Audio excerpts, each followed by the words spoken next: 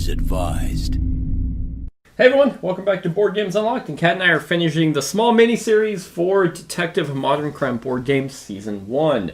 I failed to mention it on the last one that we did, but this season and the series contains spoilers, so because we will be solving these basically cases that can only be played once, unless you wait years down the line, and then you're like, I don't remember anything about that. Put it out of your head. So, Case 3 is Solid Alibi. May 13th, 2020. Oh, shit. During the height This of really the happened. pandemic. 9:30 a.m., Boston, Massachusetts. Nothing happened because everyone is inside because you're not allowed to Yeah, go out. you were quarantined. You arrive at the station, step into your office, and see the stack of files on your desk. Ugh.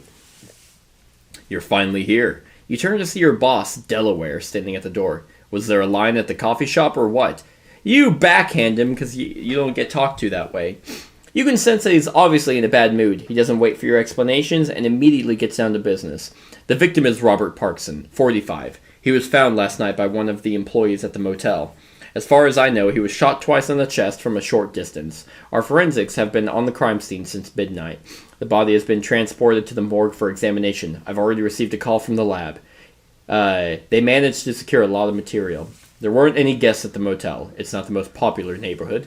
He's interrupted by a female police officer who enters with a very busty chest and hands you even more boobs papers. bouncing bouncily. Unfortunately, the evidence suggests that this case might have something to do with mob activity in the city, she says. I had a call from the lab. There's a good chunk of evidence secured at the crime scene. And some idiot already published an article on the local news blog, so the entire city's already talking about it, adds Delaware. The idiot is David Howie. If it wasn't for the mafia, the guy wouldn't have any source of income. For years, he's been writing a blog about the city's underworld. We need to close the case as soon as possible and find out what's going on, before the media declares we have a full-blown mafia war here, says Delaware, scratching his head. The case is yours. Bring me a report within the next 24 hours. So we have 24 hours to solve this case. So read files at 300. So this says, oh, okay. Hey, guess what? Prepare your notebooks and pencils, get some good coffee, and get to work. On behalf of the authors of this game, best of luck. Alright, and we gain Portrait 22. So that is probably the murder victim. So, we need to find out the circumstances of Robert Parkson's death, the murderer, and the motive. So, hoo boy! Alright, so we have Autopsy Report and Technician's Report from the crime scenes. That's at the laboratory. Oh, we are at the police station. We should definitely start with autopsy because we need to know how he died. It says he was shot in the chest. We can talk with David Howie about his article. Hey, boss. Oh, no, it's not boss. David Howie was the journalist. Or we can go to the crime scene. So you want to say, laboratory and then field work? Yeah. Okay, or laboratory and then crime scene? Okay. So... Is that not field work? The crime scene and David Howie are field work. Oh, okay. And I'm playing Ryan Hamilton, the old weathered police officer who is set to retire. You didn't give me a new lady, so I'm still Mariana. I thought you were police officer Poopy Butthole. No, that was my other one for the other case. This one is Detective Coronavirus. Corone. Yes.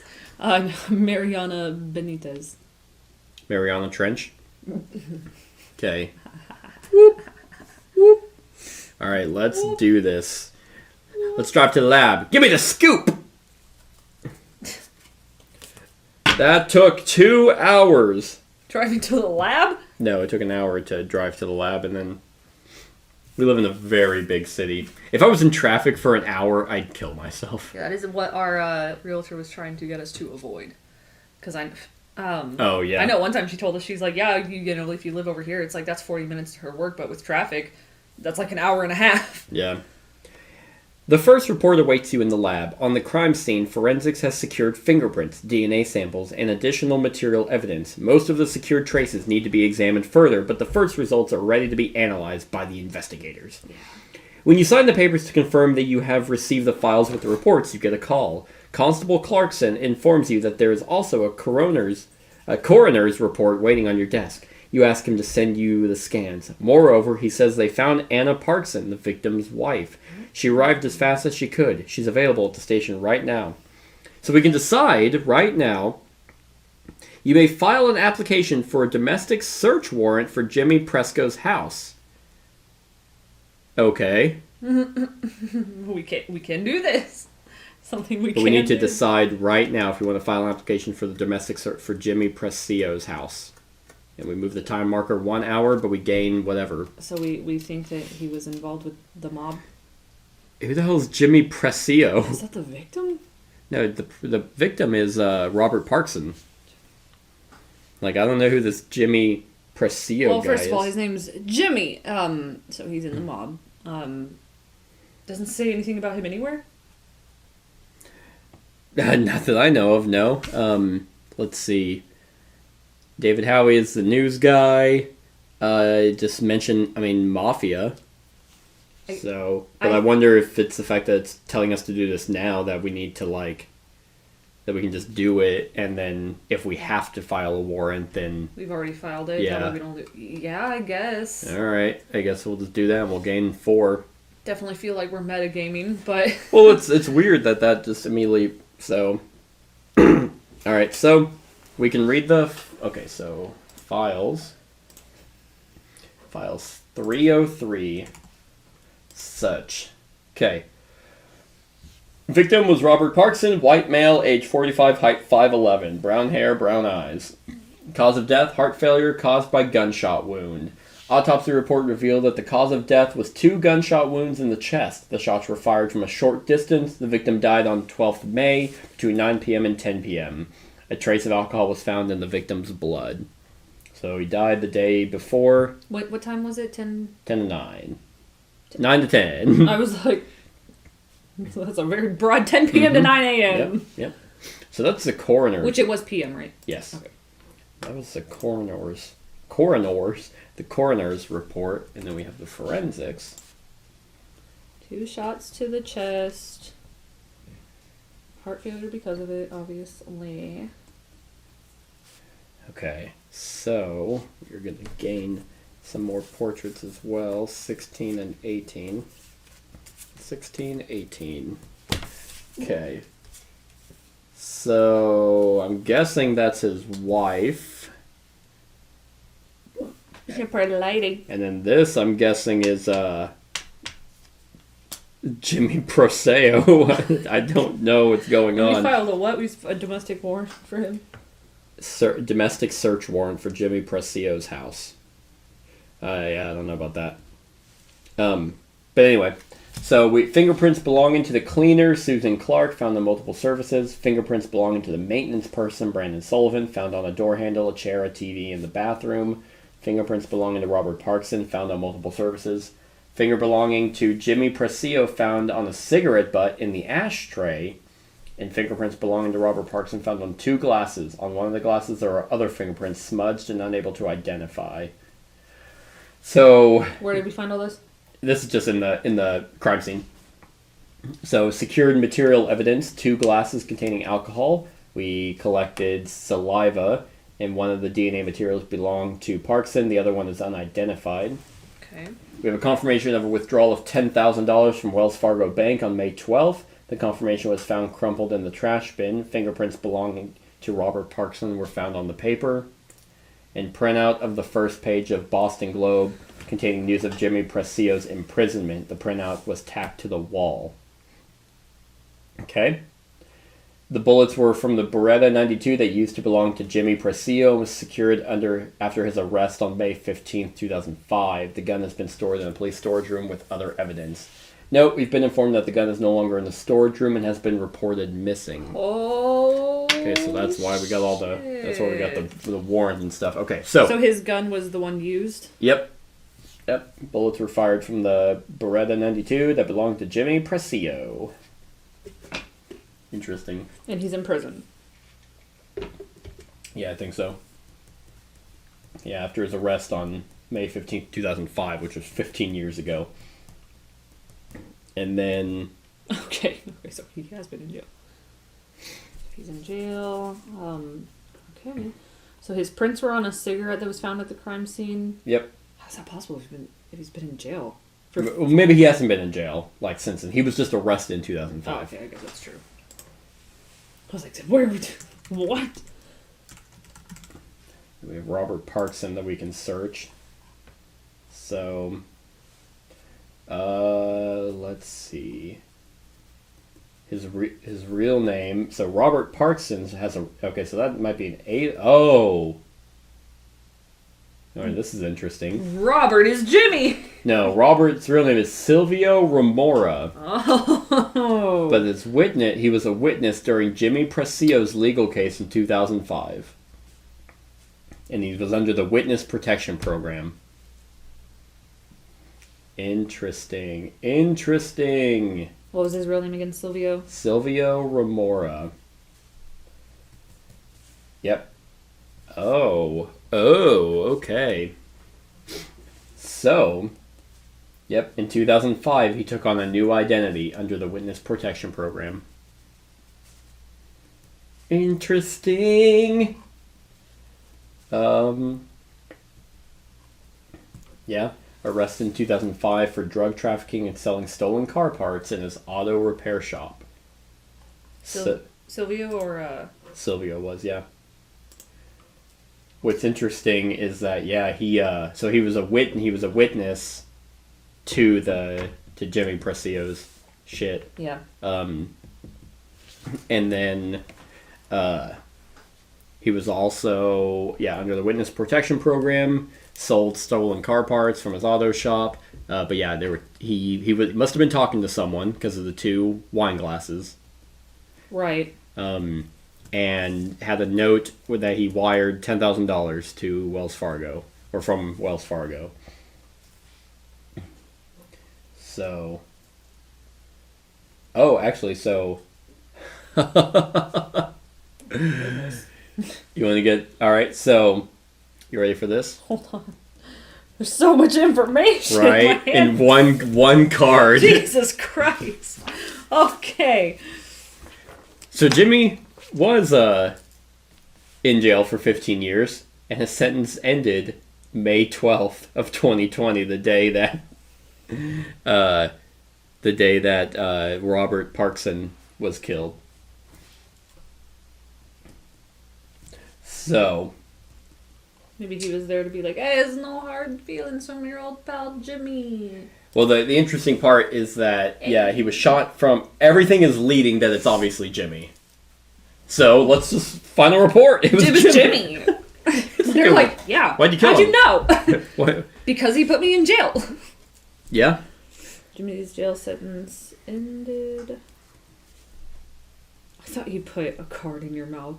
Because I was just looking down and I saw you reach for something, and then I hear...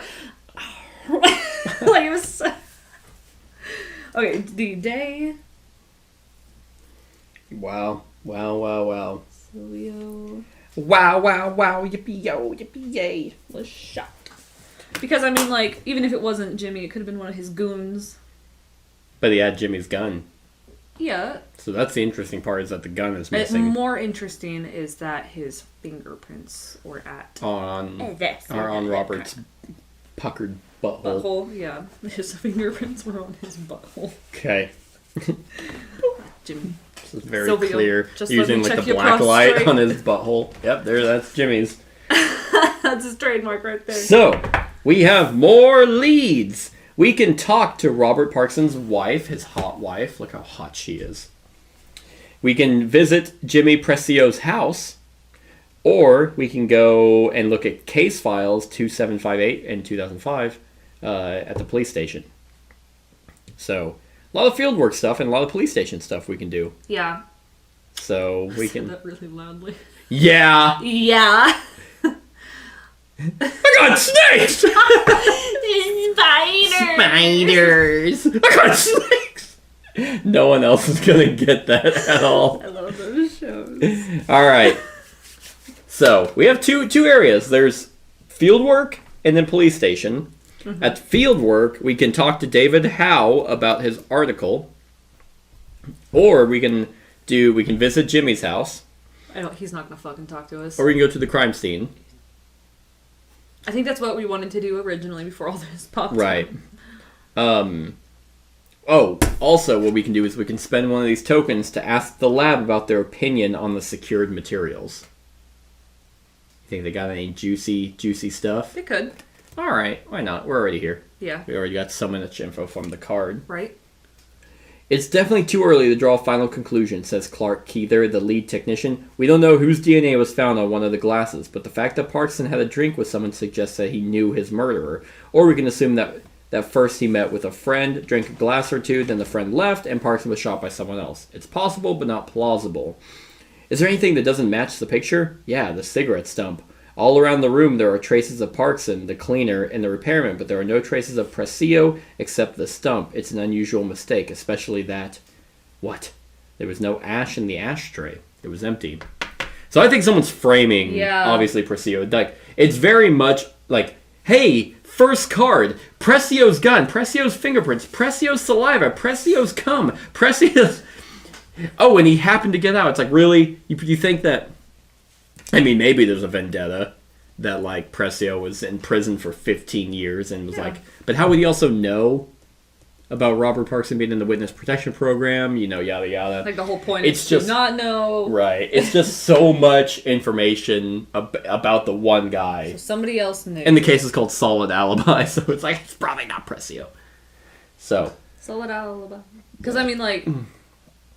Yeah, I mean, I guess he died at 9 to 10, because I was going to say, like, just because you get out of prison that day, like, there's a processing time. And yeah, I think that's a good point, that if the ashtray was empty, it's weird that there's a cigarette butt there. Yeah. Like, it's like someone shot him and it's like, and placed the cigarette butt down on the ground.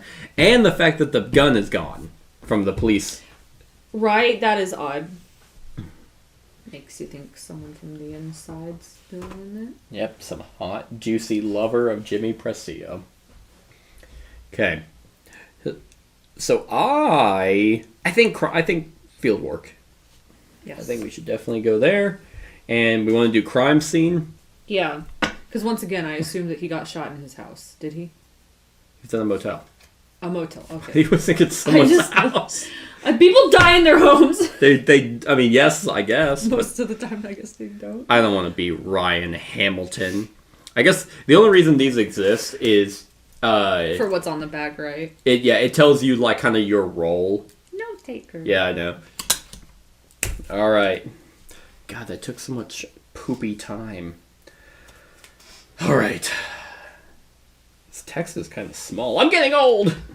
Alright. The lights are so dark in here. Turn off the lights. That's when you go to a restaurant and you're like...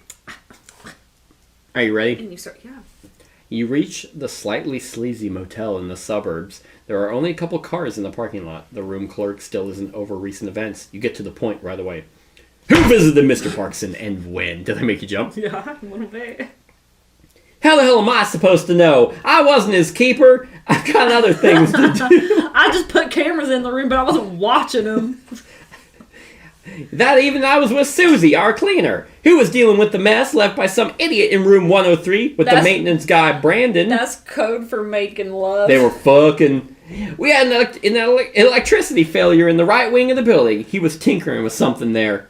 Was there anything suspicious about Parkson's behavior? I told you! I barely saw him. He was just one of the clients. They come and go. He came straight from the airport. He had one suitcase. He unpacked, ordered some food, took a shit, and in the afternoon around 3 p.m., he went somewhere and came back after 2 hours. Next morning, I heard him say something about going to the nearby bank. I didn't even notice he was back because the next time I saw him, he was leaving for lunch. And then he was in his room until the end. I mean, until they shot him. Do you remember anything in particular about that evening? Let me think. No.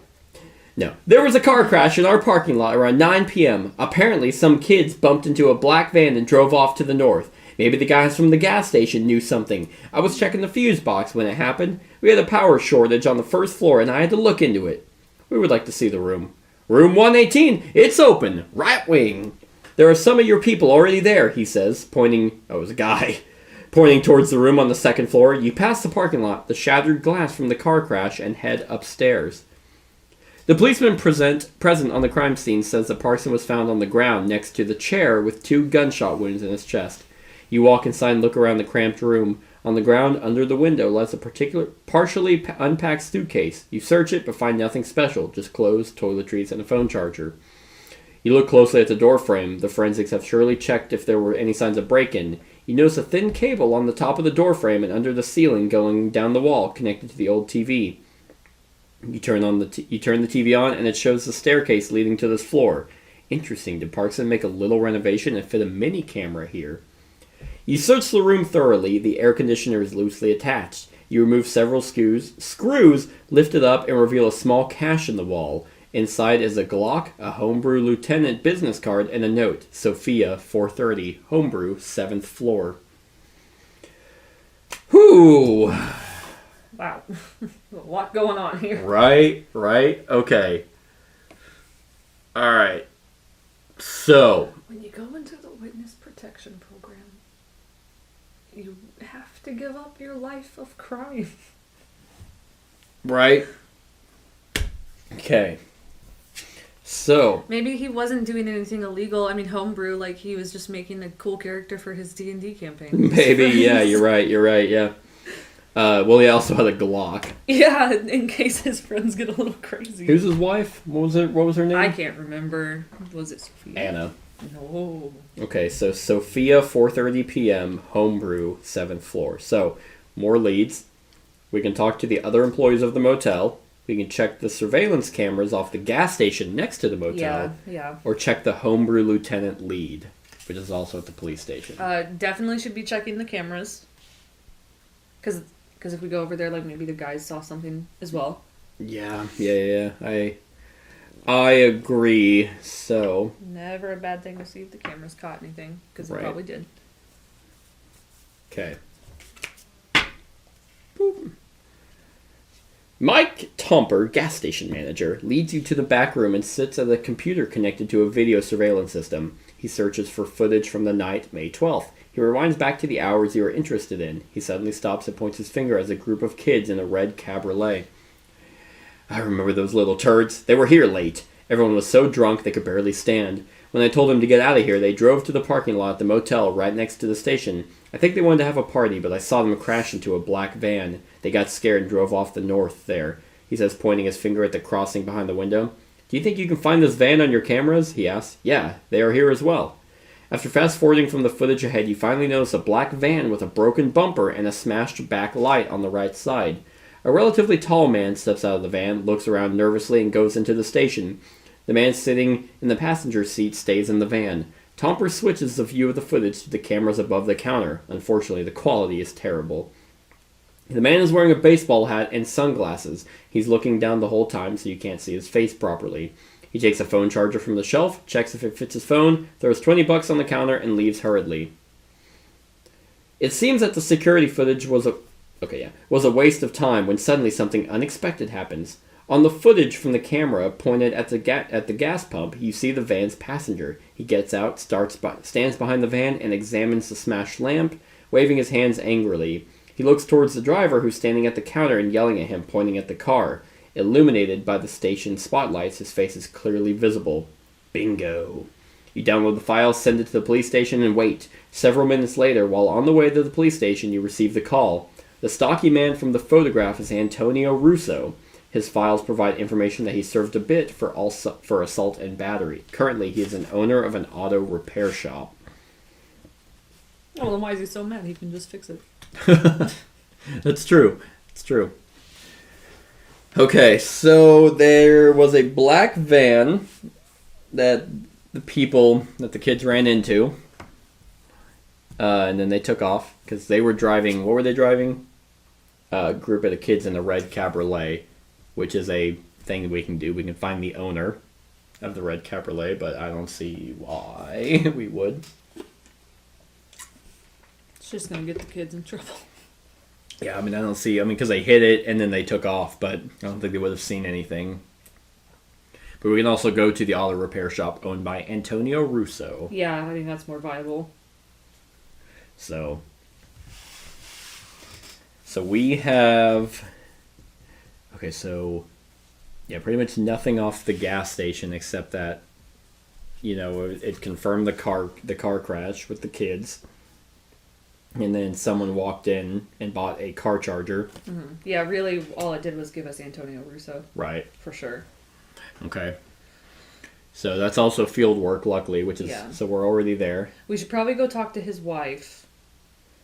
At some point. Yeah. That's actually at the police station as well. Yeah. So far it's two things. Police station and field work. Yeah. So, yeah, I mean, Antonio Russo was in the passenger seat. And he has a thing for assault and battery. Mm-hmm. Which doesn't mean that he's a murderer, but also Parkson, Rober Parkson worked in an auto shop. Yeah. Selling, what did he say? Chopped cars. Yeah. So maybe he worked for him. Guess we'll find out. 301. Oh my goodness. Okay. You park your car in the auto repair shop's driveway. You recognize a black van near the entrance and take a closer look. The van is in perfect condition, not a sign of damage anywhere. A moment later, you're approached by a short, stocky man in a stained uniform. Buongiorno! How can I help you? He asked with a strong Italian accent. You the owner? How long have you been running the shop? I don't remember. 15 years? And before that, I was working as a mechanic here. Don't you worry, he says, touching the mask of your vehicle. Every car leaves this place looking like new. There's no better garage in the city. What were you doing the night between the May 12th and 13th? He gives you a suspicious look. When you show him your badge, he stops smiling. I was sitting out at my home with my wife, Kazo. She would kill me if I went out during the weekday. And that, you point to the black van, it was seen in the city yesterday. Cal Cavolo! Impossible. We've been repairing it here for a few weeks now.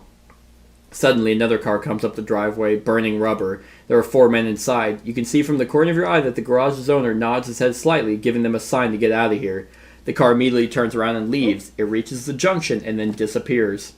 What the hell was that, you ask? What? Nothing. They probably turned on the wrong street and just needed to turn around.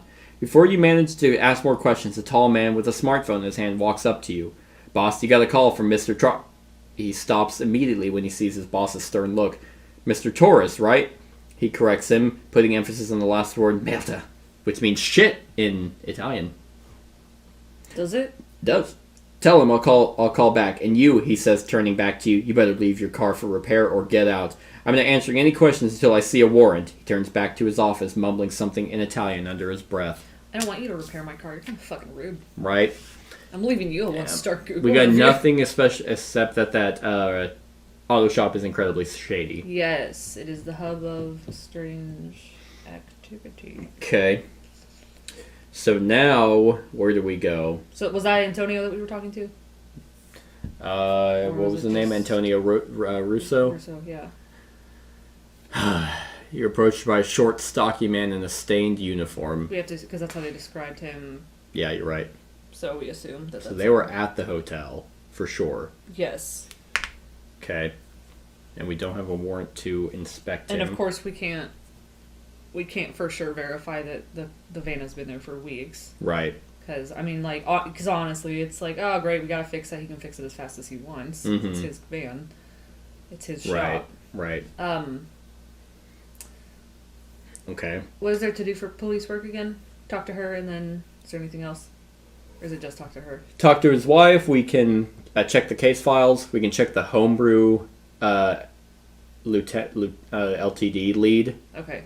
We should probably go to the police station, start doing some of that. We can talk to her. Yeah. See if she knows anything like, oh, he's just a good guy. He only hits me every once in a while. He loves crime. Can't get away from it. Remind me how he's a good guy. He has a fat sack. You know how ladies love huge balls. Small wieners and huge balls. I just love flopping them around. Stretch. Man, anyway. You're weird. he probably killed himself. All right. He shot himself twice in the chest. Jesus. So, I want to check the case files before we talk to the wife. Let's check it in front of her. Every time she tries to talk, we're just like, hold on. Right. 1 second. Yeah. She's struggling. Do you have big balls, officer? I've been awfully lonely since Robert died. He died last night. And I've been lonely and horny for balls since then. Ooh, I just want to suck on. Ew. God, you had to take it there, didn't you? This one, I Bite him like grapes. Ew. Ow. I got snakes! Alright. You ready They to... put her in jail. Yeah, it's like, man, we're just gonna arrest you. You killed him. It We're was going you. to hold you. Yes, I'm Alright, so here's... You log into the system, confirm your permissions, and gain access to the archives. You search for the files from 2005 and find the ones dedicated to Jimmy Presio's case. The files have a few hundred pages. It was a thorough investigation. You go through page after page trying to get the gist of the case and to find any details that might still be significant. The files clearly say that back in the day, Jimmy Presio ruled the city's underworld, responsible for drug deals, car thefts, and bets on illegal fights. You find documents concerning 32 attempts to arrest Presio in the years 1982 to 2005. Every time he was released due to insufficient evidence, the city of Boston paid him compensation 7 times after his lawyers filed suits for damages. The breakthrough came in April 2005. Jimmy was arrested during one of his girlfriend's birthday parties. The police also arrested 4 of his subordinates and 3 women attending the celebration. The same evening, in another part of the city, a drug deal was interrupted. It happened in the garage that belonged to Silvio Remora. 7 people were arrested. The investigation was led by Mike Spears. You check the system for ways to contact Spears, but it informs that he was killed 10 years ago in a random shooting in the Italian district. His former partner, Tony Simmons, is still alive and lives in the suburbs. He retired a few years ago. So we can read files. 323. Yeah, I don't think if he was in the Italian district, it was a random shooting. Right. Alright, so the files say Jimmy Presio was sentenced to 15 years in prison for tax fraud. That's how they always get him. It's tax Pay your evasion. taxes. Just fucking pay your taxes. Dario Conte sentenced to 7 years in prison for tax fraud and money laundering. Robert Stacchio sentenced to 3 years in prison for battery and extortion. Caroline Ross sentenced to 3 years in prison for drug trafficking. Alec Patterson. Silvio Remora charged with drug trafficking, cleared of charges in exchange for testimony as a witness. But yeah, they always get someone. Yeah. And Sophia... Oh. Vergara? No, Sophia, that's the name of the person he was going to meet. Yeah. Sophia okay. at 4:30 at the homebrew. So she was released on bail 24 hours after arrest, cleared of charges after Silvio Remora's testimony. Okay. Okay. Interesting.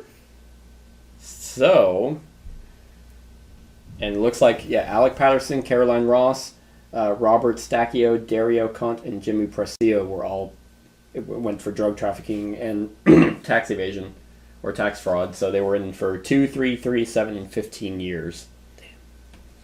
Damn. And the lead investigator was Mike Spears. Who is dead? Yep. But his assistant, or his partner, Tony Simmons, that's all field work, baby. Okay. So talk to the sexy wife. Oh, man, my worry is that the wife's not going to say much. She might. She's a rat. I'd rather focus on the actual case. Okay. Okay.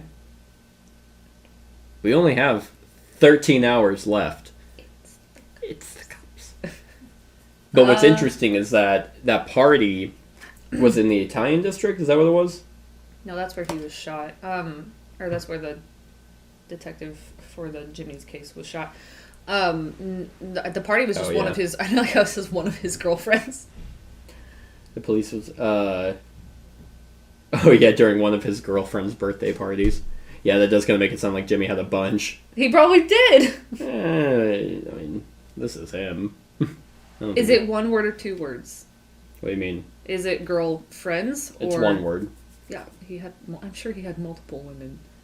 Probably. He probably didn't look like a nutsack back then. All right, so yeah, and he was killed 10 years ago in a random shooting in the Italian district. He could have just been on case there, because I mean, this is. He could have just been trying to go get some sausages. But what's interesting is that, like, all that shit happens, like what was it? It was at an auto shop, right? Oh yeah, it's the same evening. Same evening, in another part, a drug deal was interrupted. It happened in the garage that belonged to Sylvia Remora, which is our guy who is dead now. Yeah. 7 people were arrested. 1, 2, 3, 4, 5, 6. So those must be the 7 people. Maybe. 7 people total that night, probably. So Jimmy was arrested.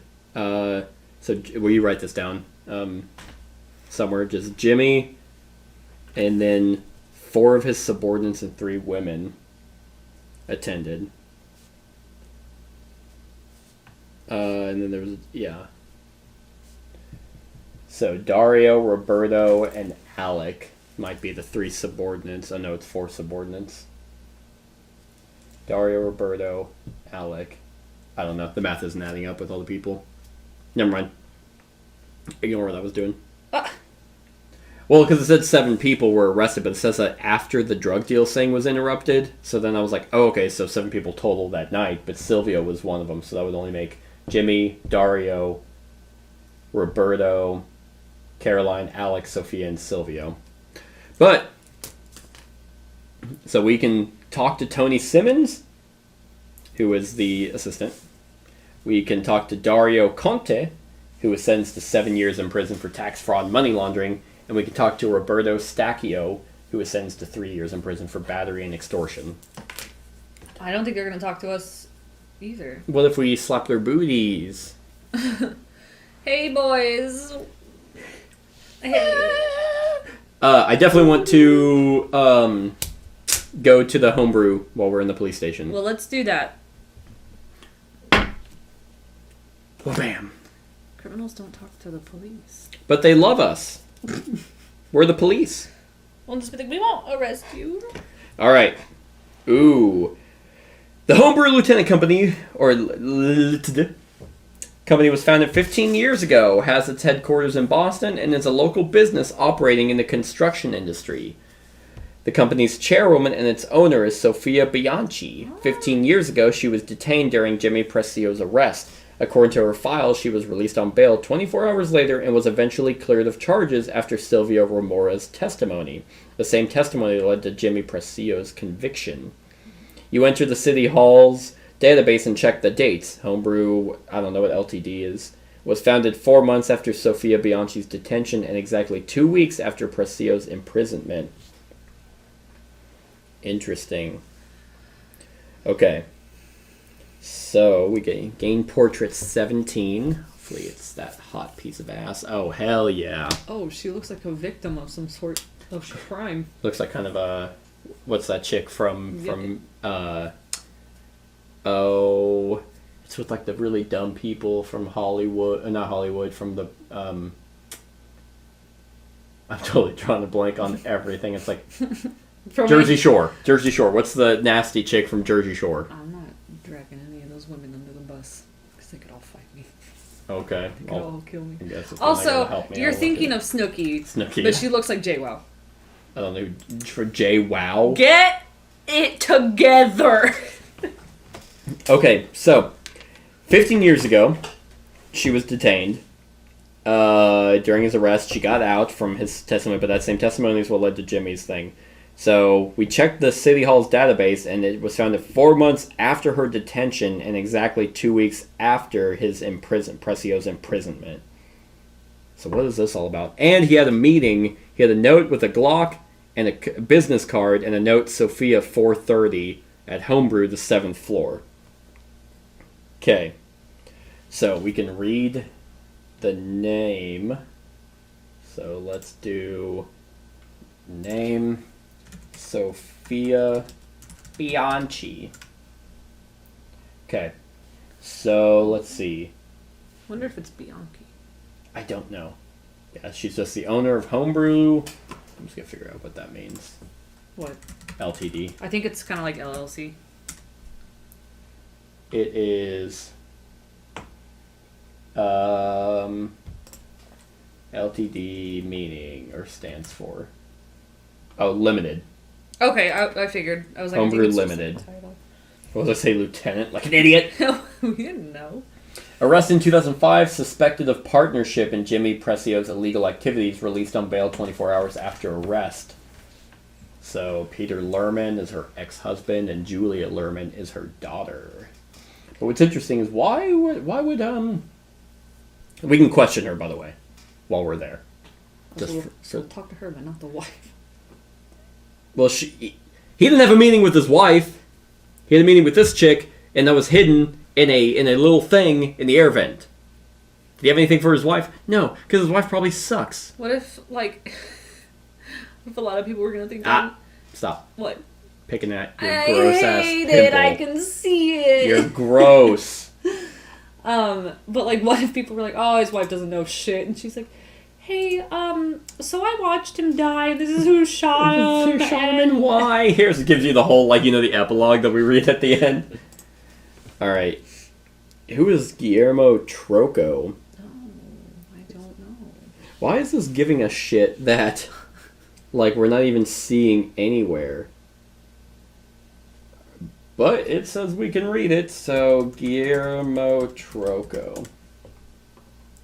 Yeah, he's definitely there. Oh, he's a board chairman of the Clean City Co-Partnership.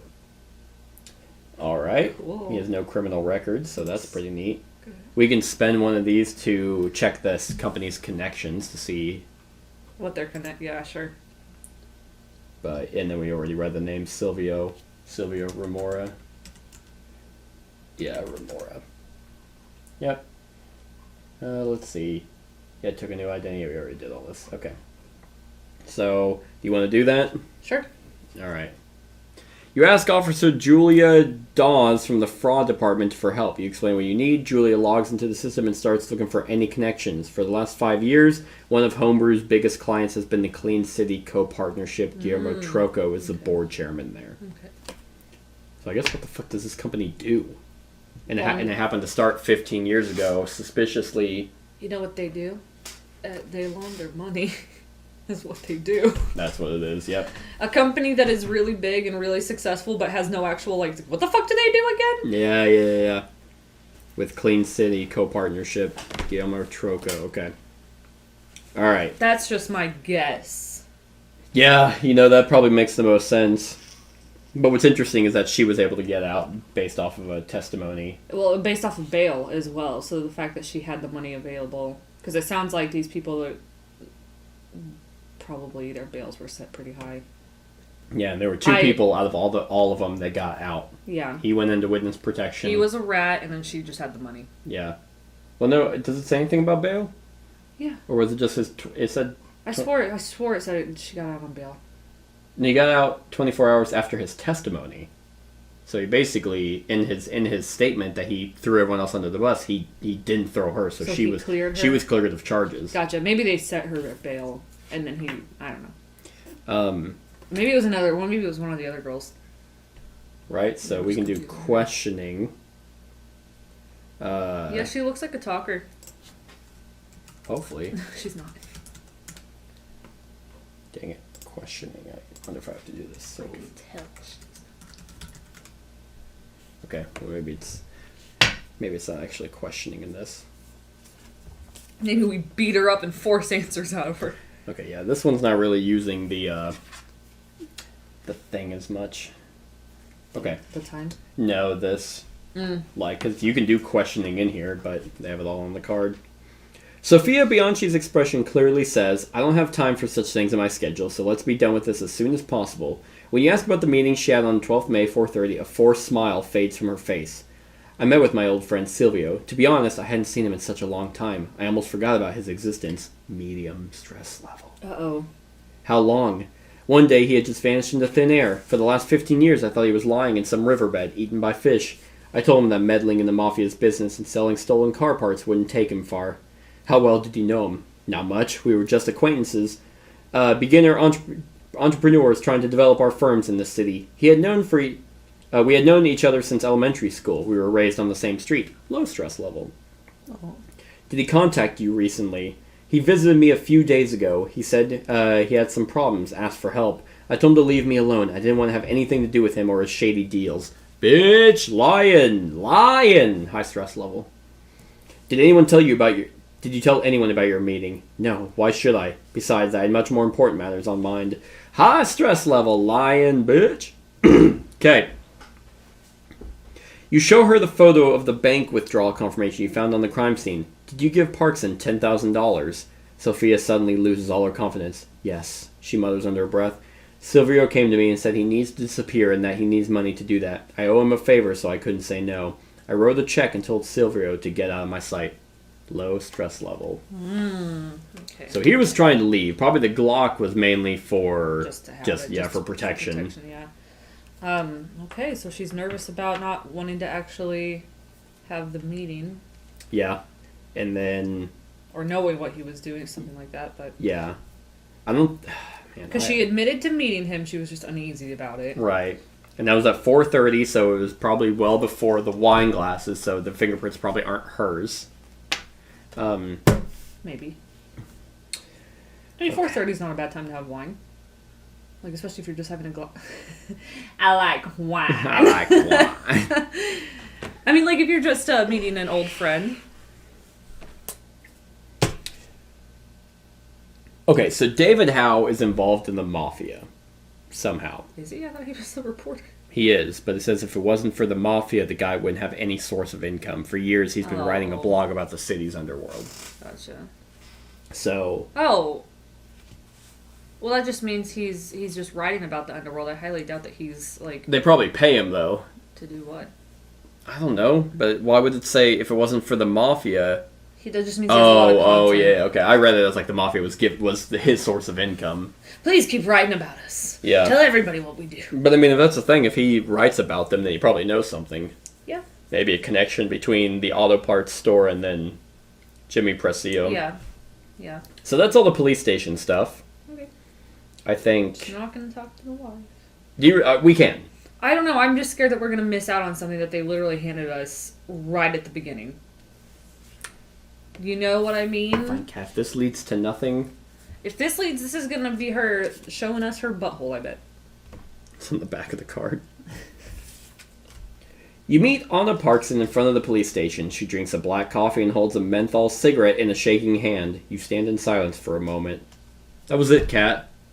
No, I'm kidding. I was like, there's a lot of stuff written on that. Oh. It's just a description of, like, standing there. His real name was Silvio Remora, she finally says, but you probably knew that already. FBI took him under the Witness Protection Program, but you probably knew that already. I regret that he told me about this. I'd have lived in blissful ignorance instead of worrying every day that my husband would get a bullet in his head on his way to work. Well, he didn't. He got 2 in the chest. Did you know from the beginning? Yeah, almost. At first, I was fascinated by the mysterious aura of his, but at some point I started to wonder if Rob was really done with that other life. It was always somewhere in the back of his head. Sometimes he'd wake in the middle of the night, covered in sweat, screaming that he was being tracked down, and things like that. We had so many alarms and security systems in the house, as if the entire La Costa Nostra was about to fall on us. He was setting all of those little cameras everywhere to see who was coming at the door and be able to reach a gun if someone was sent by Presio. Well, that makes sense on the camera system that he wired in the hallway.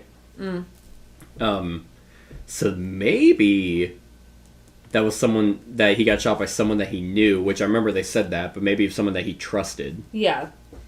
Because they said, what was it? It was more improbable that he met with a friend and then was shot later by somebody else. Right.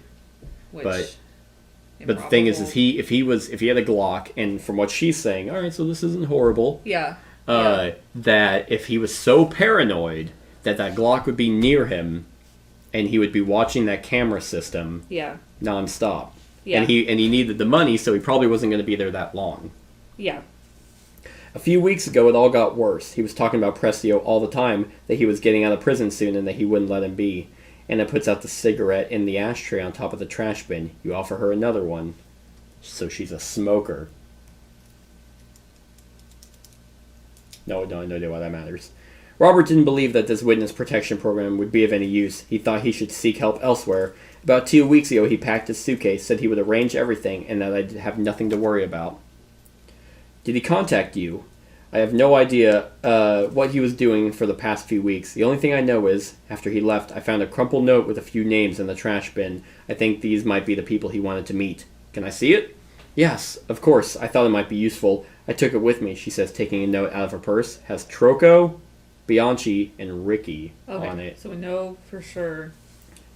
Do you recognize any of these names? Only the first one. My husband said that when Precio went to prison, it was Troco who took over the city. Anna takes the last sip of the coffee and throws the paper cup into the trash.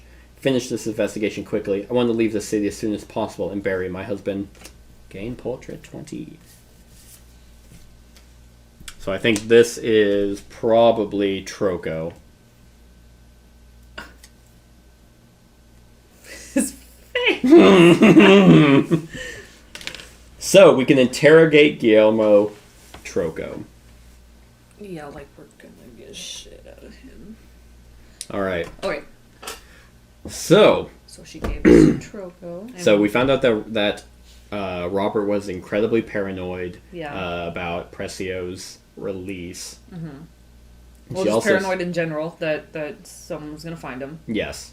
But the interesting part is that when Precio went to prison, Troco took over, the control of the city. And what's interesting about that is Troco and whatever her company is called, Homebrew, are connected. Oh, yeah. So, yeah, one of them has to be probably one of them's information and the other one is money laundering. Yeah. Perhaps. So these two are probably connected in some way. Right. This guy is there. Okay. We should get, a cork board. Be like, okay, so these guys are... Frazzle our hair all up and just take a wicked shit and just smell like that for the next 2 days. So... People come into our house and they're like... What is that? Oh, we were playing Detective Modern Crime Board Game Season 1. Oh, okay, come here. We gotta check your pants. You got a rash, I know. It's just been sitting there. Ew. Okay. Oh, fieldwork stuff. There's a lot. So let's pick out the most important one. Okay. Mm-hmm. We already did the auto repair store. Yes. We can find the owner of the red cabriolet. Yeah. Probably not important. Teenagers. Probably super important. They saw everything. I mean, that's they could have seen something, or they could have just been... They said they were drinking and I was gonna say, they wanted to have sex in the sleazy motel. Ew. We can talk to Tony Simmons. He was the assistant for Mike Spears, who led the investigation of everyone's arrest 15 years ago. That's not a bad idea. We can talk to Dario Conte, who was... I don't remember. Damn, I have to remember all the files. To see if I can narrow it down. File 303, maybe? Nope. Maybe file 323. Okay, he was sentenced to 7 years in prison for tax fraud and money laundering. And we could talk to Roberto Stacchio, and he was sentenced to 3 years in prison. So all the people that were arrested that night. But the only people so we're missing Ricky. That was on the note. Mm-hmm. Troco and Bianchi. We've already talked to her. We need to find Ricky. So we need to find Ricky, but we can investigate Troco. Or interrogate him. Yeah, I mean, we can definitely do that, but he's just He's gonna have that face the whole time. He's gonna have a lawyer, and he's not gonna talk to us. Well, we have guns. We can just shoot. Here's my lawyer. What lawyer? Your partner's just like. Yeah, no. I'm sorry. You want to answer the questions now? Oh God. I mean, that's how you get shit done. Yes, you'd be a dirty cop. We also can go visit Precio's house. Oh yeah, now that actually we know he's not the main man, we can probably be like, Precio, hey buddy, I know we filled out a warrant for you without even knowing who you were, but I'm a main man. Listen, we just want to see how you doing. Because maybe Precio would be like, look, it wasn't me. Here's my alibi. That's what I'm wondering. I was in here with the fucking shits. Well, I don't give a shit what his alibi is. I had prison shits. I want to know if he knows anyone, if he's like, oh, no, I know who this could be, who's trying to frame me. I don't care. So we're going to go there? Yeah. I don't care about what he was doing. I kind of want to kiss him on the mouth. He could be like, yes, I was here with my lover, and they were putting... with one of my girlfriends? He wanted to see how many grapes we could stick up my butt. We're going to go. They're still in there. You want to count? The door is opened by a young man no more than 30 years old. You show him your badge and introduce yourself. He doesn't seem surprised to see you. He's Hi. like, hey, man. Hold on. I need to check something real quick. Poopy, Jimmy. Hoffa. Jimmy Hoffa. This is his son. You know, the interesting This is his thing son. is someone could have gotten a cigarette butt out of evidence. Because if they got the gun out of evidence, maybe they could have gotten a cigarette from him, placed it at the scene of the crime. I'm just saying. That's the dumbest thing I've ever heard. Alright. Pleased to meet you. I'm George Presio, he answers. It's about my father, right? Unfortunately, he's still in prison. I was supposed to pick him up, but he had an accident on the last day of his stretch. Oh. There was a brawl during breakfast, and he was hit in the head with a chair. He's got a cracked skull and a concussion. Oh. He's in the intensive care unit at the prison hospital. So That's low. So he's still in jail. So he couldn't have done it at all. So now it's like, well, now it really doesn't make Did someone mess him up on purpose? No, I don't think so. It was just a regular prison brawl. Low stress level. You peek over his shoulder to see a hall leading to a spacious living room. Is anyone else in the house? No. The rest of the family's either visiting father in the hospital or praying in church for a quick recovery. Me and my lawyer are preparing a defamation lawsuit against David Howie. It's time for him to leave my family alone and stop writing about things he knows nothing about, and I want to have a rest. I arrived from California yesterday, medium. Okay. So we got 19 and 21. So I'm guessing this is his son. That's a hot ass son. And then that's probably David Howie. Yeah, because he looks like a little twerp. Right. Alright, so we have this, so we can search his house. Oh, yeah.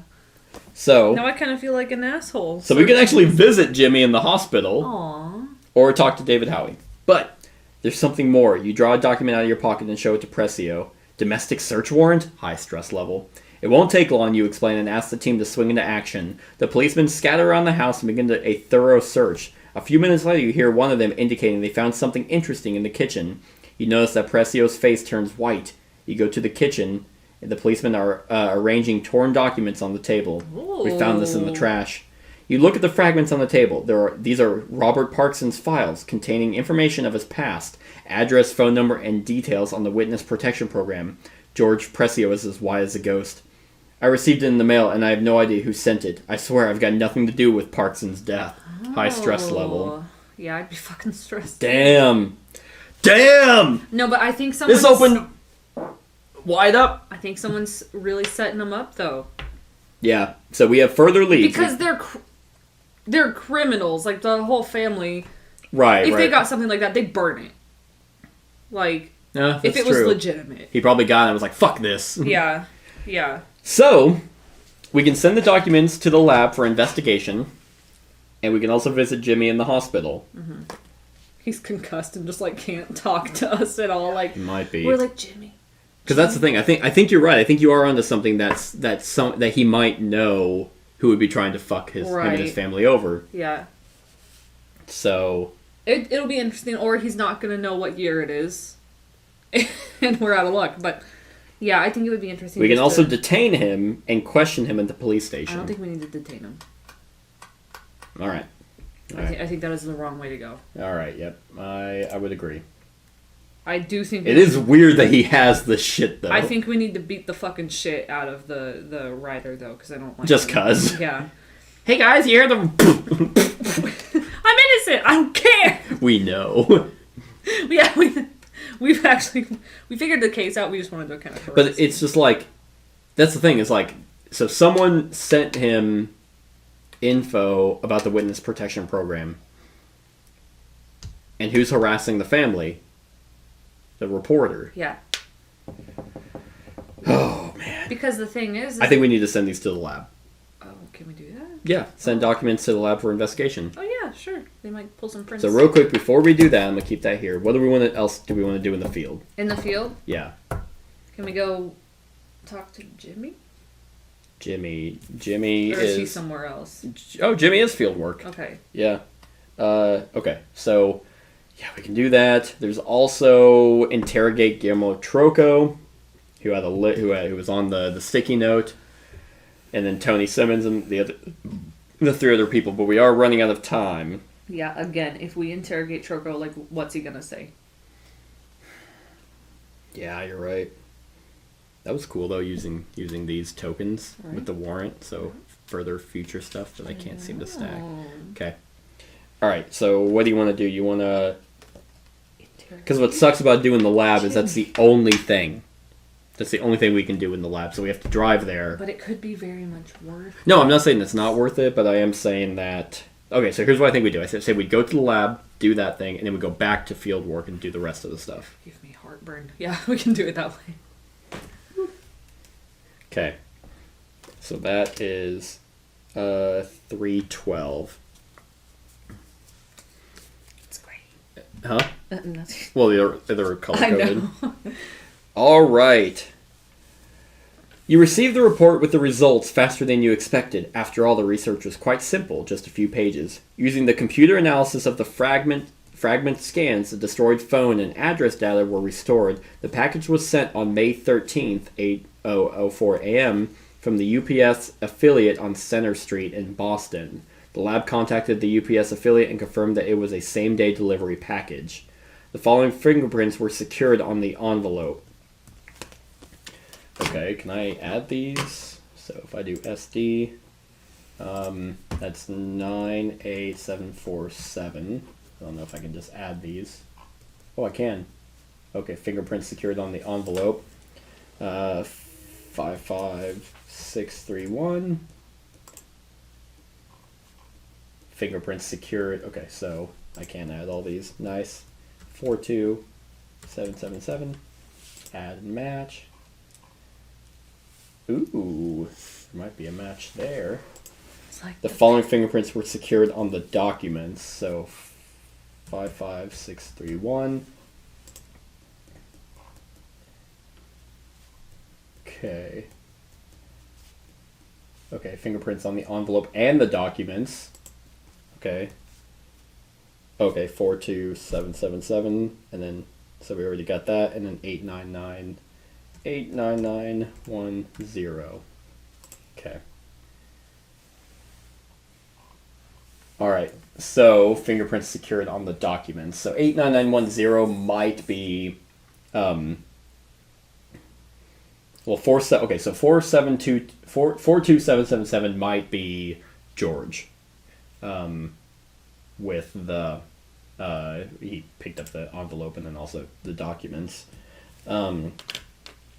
So then we can add more stuff to the thing, so that is going to be 86879, which will, so that adds an envelope containing illegally acquired police files. The team unlocked an achievement. Hey, we unlocked an achievement! So the police files. So it is someone that has contact to the police. Okay. And yeah, because the gun was gone, these are police files. So we can rename Carl Evans and Donnie Gatto. Oh, okay. Okay, so that's going to be Carl Evans. So Carl Evans is working in the Boston Police Department since 2004. Okay. Known connections, a lot of Evans, okay. So write that down.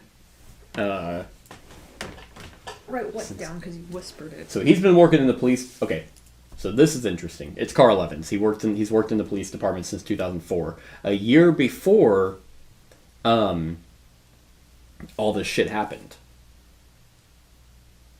So he could be the informant. He could be the person getting the information. Because it doesn't say he was fired or anything. And the other interesting thing is we just got all of these fingerprints, but he has no I guess identifying marks might be. Never mind.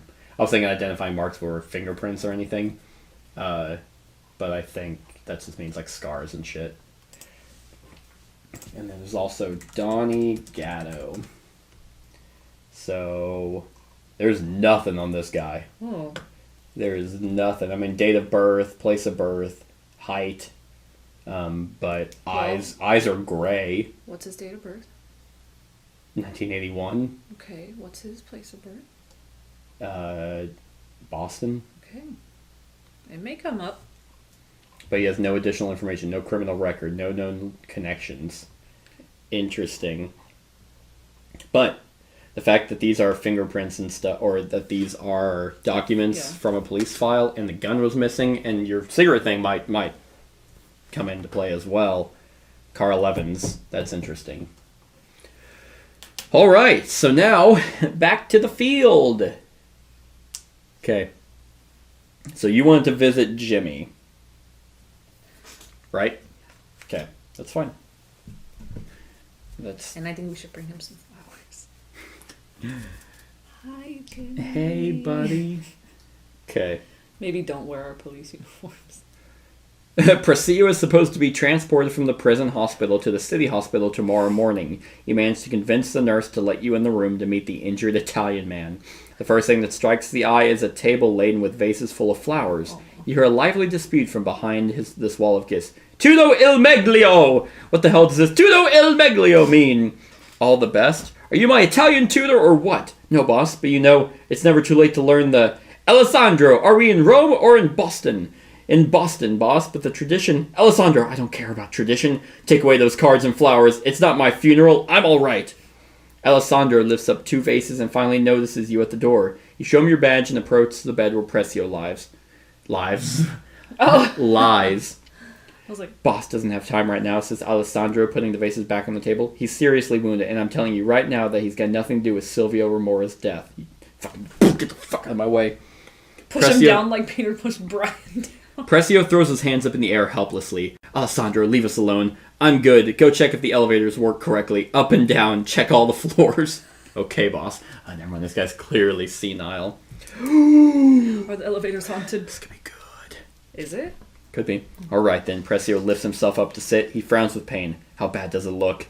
It looks like you've been hit in the head. Yeah, how funny of you. I'm talking about the murder of that idiot Remora. Your fingerprints were found at the crime scene. The ballistic research points at your gun as a murder weapon. It looks bad. I've got a solid alibi, says Pressio. Looking around the room you're sitting in, I'm still in prison. That's why we're talking here, surrounded by your flowers and vases, and not at the police station. What do you want? Your cooperation? Then how can I help? You tell me how you can help. Pressio raises his voice. I don't believe it. I really don't believe it, he says. Make notes. He gives you a few names. Conte, Blanco, Sacchio, Contoro. Tell them it was me who sent you. Do you want me to write those down? Yes. Okay, what was it, Conte? Conte, C-O-N-T-E. I know I was... Blanco, B-L-A-N-C-O. Sacchio. And Contero. And then we gain 1, 2, and 3. So we gained those. So we can go to La Siciliana with a recommendation from Jimmy Pressio. Oh, okay. Okay, so the names we got. Okay, so Sacchio. Alright, so I wonder if there's a typo, because there's Robert Stacchio with a T. Oh, no. And this is, it's not with a T. I'm going to assume that it probably is a typo because they've had typos in the past. So Right. There is Dario Conte. Okay. There is... Was he a superhero or a villain? Dario Conte. And then Blanco. I don't think we've had that name yet. I don't think I've had the pleasure of meeting him. Okay. Nope. Okay. Wow. Alright, cool. Cool. Alright. So, but there's also La Siciliana. Man, I'm just butchering all these Italian things. With a recommendation from Jimmy Pressio. Do we want to go there? Yeah, sounds pretty fucking cool. Alright. 302. Okay. La Siciliana, or it's probably Siciliana, is an Italian restaurant near the city center. When you enter, most of the tables are empty. 2 bruisers at the bar clearly threaten the man who stands at the entrance to the kitchen. A brief struggle ensues, but they stop when they're approached by the waiter, who points at you. The 2 brutes mumble something under their breath and leave the restaurant. You show your badge. The waiter immediately summons his boss. A moment later, you see an older Italian man in a white apron which fails to hide his enormous belly. Buongiorno, Dario Conte, how can I help you? He says, clearly displeased that you have interrupted him at work. Are you familiar with the name Rober Parkson? Naturalmente. He was clipped by Troco's thugs. They made it look like Precio's work. Everyone's heard about it. Have you heard anything else? Probably no more than you. Troco's trying to keep everyone in check, but he knows very well that everyone would rather see Precio ruling the city again. Many people are still loyal to Jimmy. Troco's a wire. He panicked. He wanted to set Jimmy up to put him back in prison, but he rushed him, made a clown of himself. The entire city is making fun of him. Couldn't he wait one more day? Dane, portrait 20, which I think is this guy. Wow. Yeah. Okay. So, we could spend 1, 2, or 3 to tell him that Jimmy sent you. I think we should tell him that he sent us. I don't know if the numbers matter. Come on, I don't want anyone seeing me talk to the police. He leads you to a dark back room, his small office. He points at the chairs. Preco, how can I help you? I think it's clear. We want to find out who's behind Silvio Remora's death. Troco. But all the evidence points to Precio. That cigarette butt lifted from the prison yard by one of Troco's people. The gun? Do you really believe young Precio broke into police storage to get his dad's favorite heat back? And what about how Howie writes? People say that it was a demonstrable crime committed by one of Precio's people, to show everyone that the boss is back in town. Talk to Stacchio. He works at Young Bull. He's got his hands all over sports betting. He will tell you who and how much money Howe owes, and then you'll know who instructs him to write that nonsense. Do you have any evidence? Mamma mia! He raises his hands. Am I supposed to close this investigation for you? Talk to these people. He takes his pen and writes down several names on the paper. This is where you'll find the evidence. Shit! This is where we need to be earlier! Oh, where? It's like this is what we all need to find earlier before we're almost out of time. Oh. Oh, man. Okay. Whew. Okay, so we have more leads. So we did that one. So now we're going to go down to the horse races? It is Robert Stacchio. I think it is just a... typo, yeah. I think yeah. so. I think this note is not people... Are people who are tied together. Yeah. That probably were leading to trying to get him killed. So we can talk to Robert Stacchio from the Young Bull. We can talk to Marco Cantaro about the gun. Was Cantaro a guy that we needed? I wrote him down. Okay, cool. And then we can talk to young Precio's godfather. So that's still all field work. Yeah. So this guy told us to talk to Stacchio. Yeah. Go straight there. I think that's our next, just follow it in order, yeah. The cigarette butt lifted from the prison yard by one of Traco's people. Smart. The gun? Do you really believe young Precio broke into the police storage to get his dad's favorite heat back? No. No, man, we don't believe any of it. We're on your side. All right, so field work. So let's talk to Robert Stacchio. So someone's feeling a little nervy about having Jimmy back. About him coming out of jail? Yeah, and for some reason, but why did he kill Silvio? But why did he kill Silvio? Well, because that makes the most sense. Silvio was the one who put Jimmy back in jail, so they're like, back in. I see. Yep, and frame him. Wow. I was just getting wrapped up in other drama. Right. The gym at the Young Bulls training club is empty. There are just 2 boxers training in one of the rings. The only other person present there is the owner. Robert Stacchio isn't too beefy, but when he approaches you, confidence emanates from his posture. We're closed, he points at the subdued lights. You pull out your badge. We're not here to train. Stacchio spits on the ground. What do you want? Somebody whacked Silvio Remora. You heard about that? No, but when you find out whoever did this, tell him grazie. I was in jail for 3 years because of that prick. Who would want to kill him? It was 15 years ago. No one cares anymore. Apparently you do. I served my time and have a new life. Spears, the guy who arrested him, is dead. Conte started the restaurant and it's making bank. That young chick that was caught as well now has a huge construction company. Does some business with Troco. Man, 15 years. Not a single one of our men cares about that dirtbag Remora anymore. If you ask me, it was probably some recent issue that nailed him. The guy was always shady. Hey, this is him. This is his sweet, sexy ass. Never mind. He looks like an old woman. Like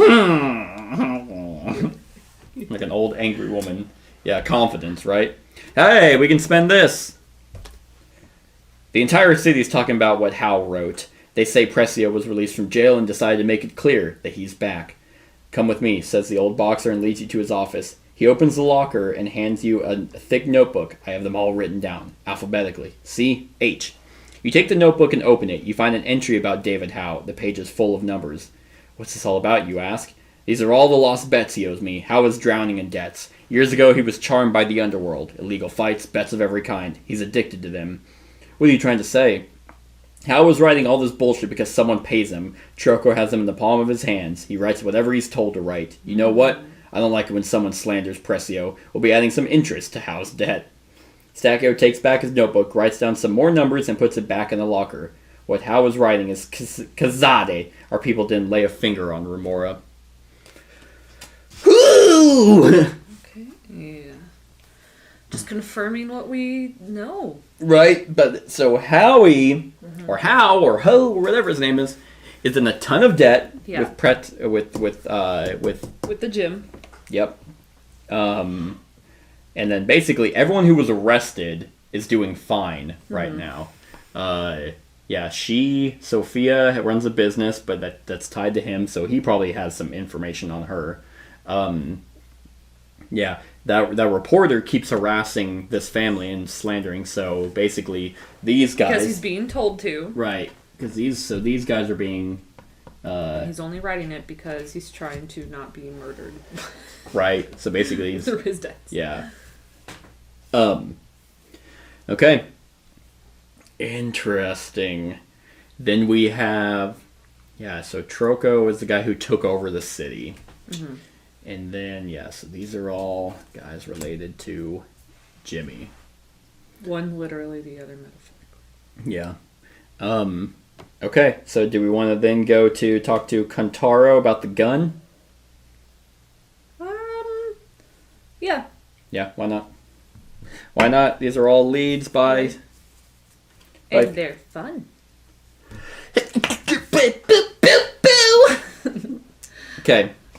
You enter Kantaro's Italian specialties. The interior is cramped. Kantaro, the shop's owner, looks at you with resentment. Is there anything I can help you with? Yes, there is, you say, and show him a note from Jimmy Prezio. Ha-ha! Kantaro folds the curtain separating the shop from the back room and gives you the sign to follow him. He leads you to a small, cluttered office. I need to know who Troco's inside man in the police is. Getting straight to business. That's what I like. Check Carl Evans. Hey! Hell yeah. Is that all? Si. Well, unless you want to buy some pizza seasonings for me. You leave the shop and immediately call the police station and ask them to check if Carl Evans was recently trying to get access to the storage room. After a few minutes, they call back. Evans is on the list of people who asked for the access. There's also a list of evidence that went missing from the police station last month. 200 grams of heroin, a series of sketches by 18th century anonymous artists. They were eventually found at the house of a collector who bought them in an illegal auction. The gun confiscated from Jimmy Prezio 15 years ago. A few days ago, Carl Evans also asked to have a copy of Rober Parkson's file printed. He got it right away. Shit. Okay, Then we got some... Got a dirty boy. 6-8 or 69820 to add.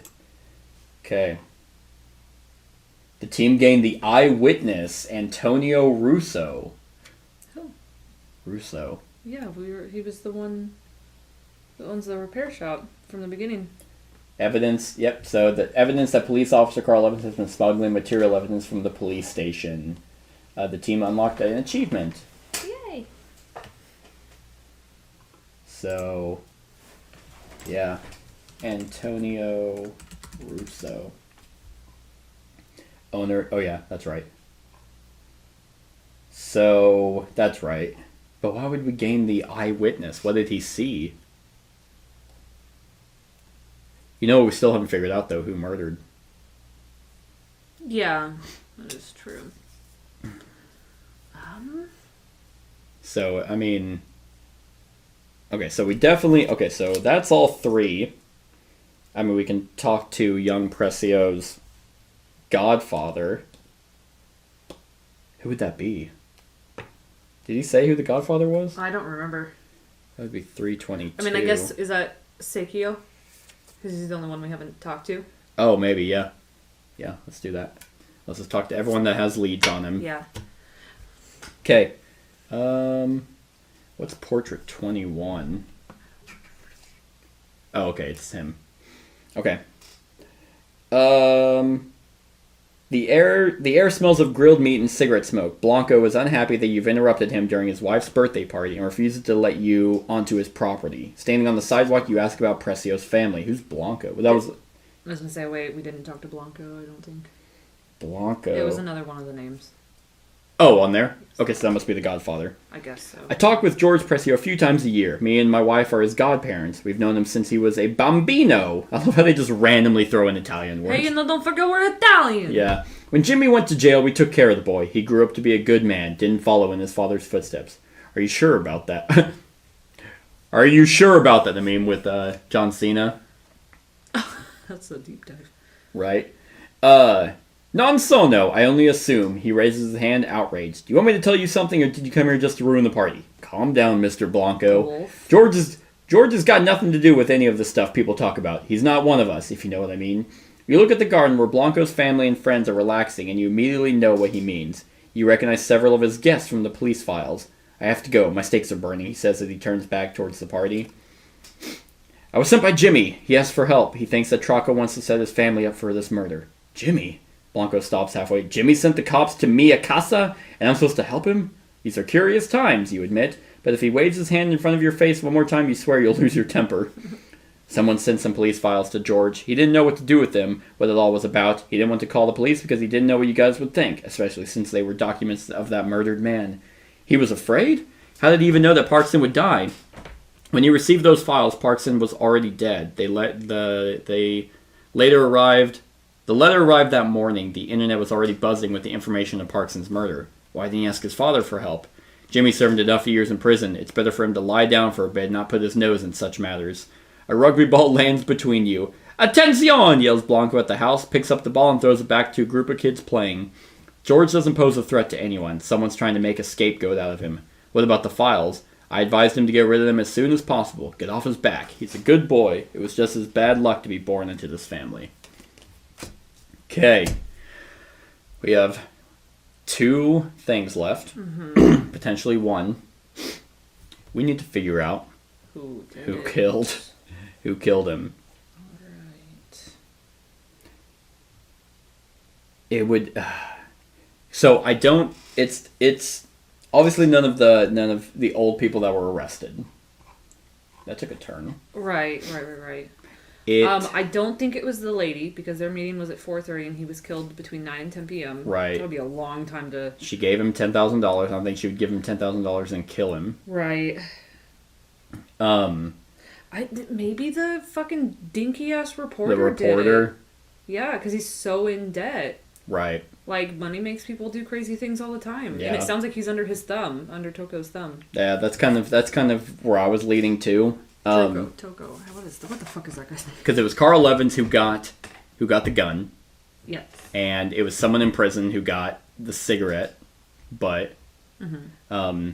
And then it was also, like, as soon as that happened, basically all the files and shit got sent to George, the son. Yeah.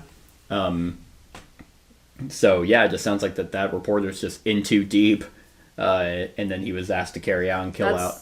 Yeah. Especially if he read the report about the witness protection program and all that he would know where he's at. If he's working under him and they work together, then he would know about if that meeting and where they could meet. Yeah. Or she could just be trying to. She could also just be in too deep, trying to keep her, what is it, stature in the city. And, right. But also trying to help out an old friend. Especially because he saved her from jail. Yeah, get out of here. Right. Why would the witness protection put him in the same city? Why would they not? Maybe they only him? have. Well, that would be like a different, like a safe house kind of thing. I thought you got he got a whole new identity. I don't think they move you but why across countries. I thought not countries. Or across cities. I don't know. I'm obviously not a police officer. I just feel like that's really fucking stupid of them. Because it's like, someone sees him on the street and they're like, hey, you're Silvio. And he's like, no, I just look like him. That's true. Let's see. I'm trying to look at it and see if there's anything else that we could interrogate Troko, but You're right. I just feel like he's gonna say, I feel like it's just gonna be some bullshit. Right. Yeah, because I mean... Can we talk to the reporter? Yeah. Maybe we should talk to him. Right there. Talk to David Howe, 320. Yeah, let's do that. See how many grapes he's got up his ass. Too many. Too many. I'm glad you found a moment to talk, you say. Is that on here? Yeah, right there. Shaking hands with Howe, the journalist sits at the table of a small coffee shop at the street corner, sipping a cappuccino. Well, of course. David Howe, the pleasure is mine. He points at the chair, inviting you to sit down. Once the server brings you your coffee, Howe gets down to business. All right, then, how can I help? Little roast. Please tell me more about what you wrote in your blog post. As you wish. He puts the cup aside. This murder was a thoroughly prepared operation. Jimmy Pressio's son, George, visited Boston for more than 2 weeks back in December. The people loyal to Pressio had been preparing for that day for months. The symbolism of that murder is in its date. It was committed on May 12th, the day Jimmy Pressio finished his 15-year bit in state prison and is ready to recapture his reign over the city. We know he's lying. The evidence left on the crime scene is a manifestation. The visible traces were left on purpose and clearly suggest that it was him who carried out the judgment. Interesting. Pressio had planned everything. I know that his son had access to Parkson's files and knew exactly how to find and eliminate him. It was familial vengeance. There were no doubts about it. Okay. Do you have any evidence to support your claim? As far as I know, all the evidence is in your hands. You secured enough material to sentence George Pressio and his father. How do you know all that? I cannot reveal my source, reporter's privilege. Is there something you can reveal? I suggest you go to the Italian district and listen carefully. Here, for example, he writes down Casa Bologna's address on a scrap of paper and hands it to you. Good luck. So, basically the article says, today, early in the morning at the Quiet Sunset Motel in the suburbs, the body of a 45-year-old man was found. On the crime scene, there was evidence that revealed Jimmy Pressio's involvement in the murder. Jimmy Pressio was supposed to leave state prison yesterday, but he was injured in a brawl and transferred to the hospital where he is still being treated. He used to be known as the most influential mafia boss in the city. There is every indication that Pressio, supported by his son and associates, is trying to take back his power and show his enemies that he's back in the game. See, that's just the thing is, like, man, they would have really done a good job of selling it if he hadn't gotten hit in the head. But since he's literally still in prison. Right. Unless it's the long con. Right, and it's still actually all these guys. But, like... Man. I mean, I guess we should go to Castle Bologna. We have one more thing we can do. So we have, the Italian restaurant mentioned, or, well, we already went there, I think. Did we? 305? Oh, maybe I guess we didn't. I thought that was the restaurant that, That doesn't sound... Oh, no, I guess it's right there, yeah. We can see what kind of... Or we can also find out more about David Howie and his contacts. Yeah, I mean, we could. He's blowing smoke up our ass either way, so... Right. But the blog does mention that Jimmy was... Oh, okay. That he was supposed to get out of prison the 12th. Yeah. But that he was injured. So the blog is actually pulling attention to George. Man. I don't know. Right. But yeah, we got one last thing. The question is, do we... I mean, everything would then make... his godfather's like, but George is a good kid, and I don't know, I trust people who are godparents. Yeah. Who would fucking kill him? Yeah, I mean, it would be a twist if all this was trying to make it seem like that Jimmy Pressio and his family was set up, yeah. Was set up, but they were actually... They set themselves up because... Right, Yeah. to make it seem like, oh, hey, there's no way we could have done it. Yeah, like, no, someone's trying to frame Jimmy. They could have started the brawl to keep Jimmy in prison, so it couldn't be him, but it was someone else. Yeah. We need the gun. Yeah, that is very true. We need the gun. Damn. All right. Let's see. Yeah, because we don't have any DNA. Well, because if we search Howe's connections and we find out that Carl Evans is one of them, yeah, that'll pretty much prove it. So do we want to do that? Yeah, I think we should do Because that. I bet you he's gonna be like, go over to Bologna, and then we'll just hear like some vague bullshit. Come on, give us something. Give us something sexy. Give it to me, Neil. Alright, last thing. All hands on deck. You address the investigation team, which has gathered in the briefing room at the police station. You need to find out everything there is to know about Howie. Find out where he gets his information. It's impossible that he's got information concerning the murder ahead of us. He has an inside man either in the police or in the mob. Find them. The team goes back to their desks. After an hour or so, you receive the first reports. In 2007, David Howie was fired from the Boston Globe. He worked there for 8 years. The rumors say that he did something unforgivable during an investigation commissioned by the newspaper and was forced to give notice. Since then, he has been writing a popular blog about the criminal underworld in Boston. This is interesting, says Claire, and shows you a printout with a mess of numbers. These are his tax returns. Officially, he has practically no income except from the advertisements on his blog. No, this is interesting, says Thomas from the other room, an IT specialist working here for a few months now. Come and see. You rush to his desk. I went to his blog. He uses WordPress so you can dig a little. He smiles viciously. You give him a scolding look. The article in question was published at 8:11 a.m., but you can find an earlier version if you know where to look. Earlier version? It was published at 8 a.m. I suppose it was scheduled automatically, and it's another version of the text, meaning he had his blog already typed up. Yeah. And I bet you anything it doesn't mention him being injured. I think it's on the back. What do you mean? Do you have it? Right here, Thomas smiles brightly. So last night in the Quiet Sunset Motel, Robert Parkson was murdered, killed in cold blood. His real identity was Silvio Remora, and he was state's evidence in the famous case 15 years ago, the conviction of Jimmy Precio. This date, May 12th, is not a coincidence. The exact date Jimmy Precio was released from state prison. Mm-hmm. In the light of the evidence secured on the crime scene, the police have no doubt about who committed the murder. Precio waited 15 years to execute his judgment. Family and friends could wait. His first priority led him to the Quiet Sunset Motel. Yep. So it leaves out the injury. So so he found out that he changed it. Ah, you prepared, idiot! When did we receive the lab results, you ask? Just before noon. Did he know? You don't finish the sentence. Everyone in the room knows what's on your mind.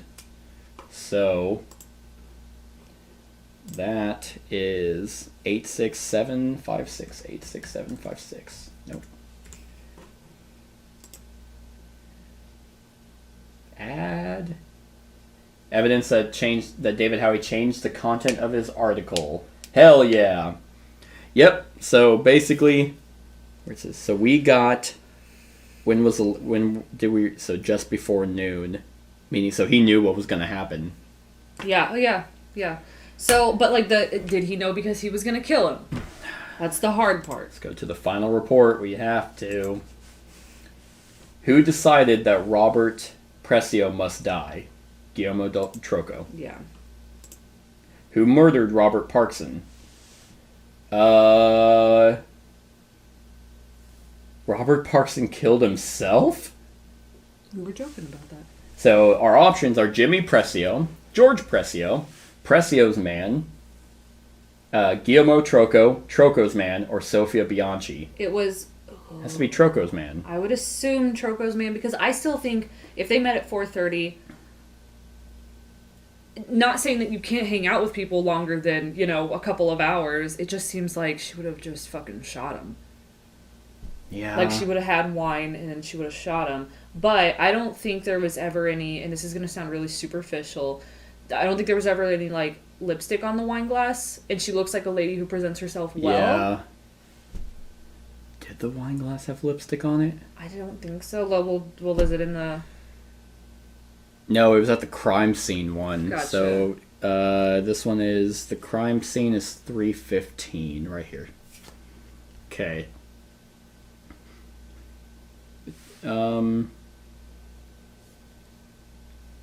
Let's see. Man. Okay, actually, it might be the thing from the results, which... let's see. Yeah, so that's about the stump. Damn. Yeah, I don't remember where we saw the wine. Yeah, that was just the opening thing. Okay, so we'd like to see the room, so we went to the room. We walk inside, look around the cramped room. Like a partially unpacked suitcase. There's nothing. signs of break-in, no break-in, so that means he let himself in. You notice a thin cable on the top of the door frame and under the ceiling going down the wall connected to the old TV. Did Parkson make a little renovation for the mini camera here? That's actually another good point. I'm glad we read that again. Is that it was someone that he would have known. And he only knew Sophia. Yeah, he was clearly watching. So if it was just some random guy, I don't think he would have let him in. That's true, and there was no sign. So it has to be Sophia. I think so. Fuck. I think so. And if she works with him, all right.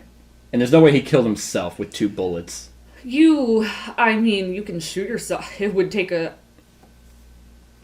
Well, you just hold it awkwardly and you can trigger it with your thumb. You don't have I know, that's what I'm saying. Yeah. Like with his thumb. Listen, if Kurt Cobain can do it anyway. Who revealed the true identity of Robert Parkson to the Mafia? Maybe... We have George Presio, Tony Simmons, Sophia Bianchi, and Anna Parkson. Anna? It's his wife. Yeah, I don't think she would do it. Would she? I would assume Sophia. Who the hell's Tony Simmons? I don't know. Oh, that's the associate to Mike Spears. That we never talked to him. Oh yeah. Yeah. Don't know why he would. Yeah. Because we forgot all about him. We did, yeah. So I guess in this line of thinking, like if we're following what we know, it would be. Could be George because he actually knew from the documents. But why would he tell Troko? Oh, maybe to basically clear. He'd be like, "Hey guys, like we're gonna be framed because this is the guy that got us into." What was the? It says who revealed the true identity to Robert Parkson to the Mafia. So it could be George who got the information and was like, "Guys, just so you know, this is the dude that framed my dad 15 years ago, and it looks like we're being framed again." Oh, but you said when he got the information? Yeah. No, because he got it after he was killed. He got the You're right. So I don't think he would. I don't think he would take anything to Troko. I don't think that family likes him at all. So I don't know. Unless it's referring to, I don't know if it's referring to Troco's Mafia or Jimmy's Mafia. See, yeah, that is true. And then based off all the evidence we have, let's see, was there anything in Anna's thing? Robert didn't believe that this witness protection program would be of any use. He thought he should seek help elsewhere. Yeah, it's not of use because it put you in the same goddamn I have no city. idea what he was doing for the past few weeks. The only thing I know is after he left, I found a crumpled note. It could be his wife on accident. She had the names of Troko, Bianchi, and Ricky. That she probably thought maybe this is where he's going to get help. But boy, do I not know this one. I think if we think that she shot him, maybe she's the one who ratted him out as well. Yeah. It's just weird to have the same person as the as the answer to the 2 questions. Maybe that's why they had it. No way. Kind of like, all the answers can't be B. Oh, well, actually, we were wrong on the second question. We solved it. Oh, okay. They had 2, so we don't know who killed him. So we were wrong on the first one. Yes. But we were No, right. the first question was it wasn't Sophia. Sophia didn't kill him. Okay. Guarantee you, actually, it was Howie. It would have been Troco's man because it says that your answer is correct. Your answer is correct. It was Troco who sent the people. Okay. And the second question is your answer is incorrect. So most likely it was Troco's man, which was probably Howie. And then the additional question was, we were correct. So she did reveal his name. Okay. But she didn't kill him. Okay. And yeah, we got a lot of stuff. So, let's see. Silvio Romero was afraid of the day when Jimmy Presio would leave prison. He was frightened because if it wasn't for his testimony, the mafia boss would have never ended up behind bars. Romero was granted a new identity, Rober Parkson, and was covered by the Witness Protection Program, but still he was gradually more and more paranoid. Finally, he decided to seek help among his contacts in Boston. He started with Sofia Bianchi, an old friend, owner of a prospering development company, who started off as a drug dealer. Romero blackmailed her because he knew her criminal history. Unfortunately, he didn't foresee that Sofia would tell Troco, another mafia boss, that Romero was back in town, hiding under the name Robert Parkson. So I guess he did leave and came back. If he's back in town. Well, he's an idiot then. There was a chance of a lifetime for Troco. He knew that Presio was leaving prison and that there would be power struggle in the city. He decided to win this war before it even started and set him up for a murder. Thanks to his people in prison, Troco managed to obtain Presio's cigarette stump from the prison yard and smudged it out. He also bribed policemen working in the police station archives and got his hands on a box of material evidence from an old case, a box containing Presio's gun. He had evidence. The only thing left to do was find someone who knew Romero. Antonio Russo was a perfect match. He was Romero's old employee and was similar in posture to Presio in case of bumping into any eyewitnesses. Oh. Okay. I guess, we should have put that in originally because he was there. He was there that night. Oh, you're right. So he would have been the person that looked like Jimmy. Yeah. So they could pawn it off and be like, oh yeah. Yep. Okay. Troco scheduled a meeting and sent Russo there. Sylvia knew Russo, trusted him, so he let him in. Oh. He knew him? But entrusted him. It was my Yeah, that was because it was a coworker at the body shop. Oh yeah.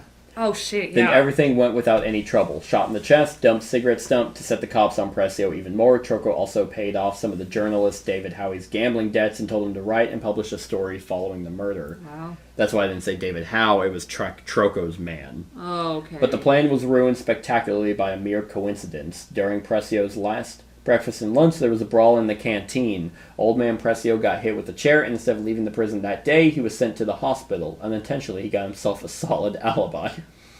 Troco's people were too sloppy to make sure that everything went according to plan. They executed the plan, murdered Romero, and left false evidence leading to Presio. Troco only realized what had happened in the early morning, a few hours after the murder. He started to act, but he panicked under pressure, and his every step was a new lead for the investigators. He tried to save himself by setting up another person, Jimmy Presio's son. He sent Parkson's files to George to keep up the theory that Presio knew Romero's real identity, but he did it too late. The date and hour of shipping didn't match the time of murder. Oh yeah, we didn't even compare those two. Well, but we knew, because... Oh yeah, you did mention that. He got the same day. Yeah, we knew. Troco also told the journalist to urgently change the content of the article, but it was too late. The previous version had already been on the website. So that was Case 3, A Solid Alibi, and the mini-series that we did for Detective Modern Crime Board Game Season 1. I hope you enjoyed. Click the eye to go to the discussion. Other than that, like, comment, share, and subscribe, and have a wonderful whatever time of day it is for you. Hey everyone, thank you for watching, and I really hope that you enjoyed the video. If you would like to see more of my content, go ahead and click that subscribe button and the bell to be notified whenever I upload any new content.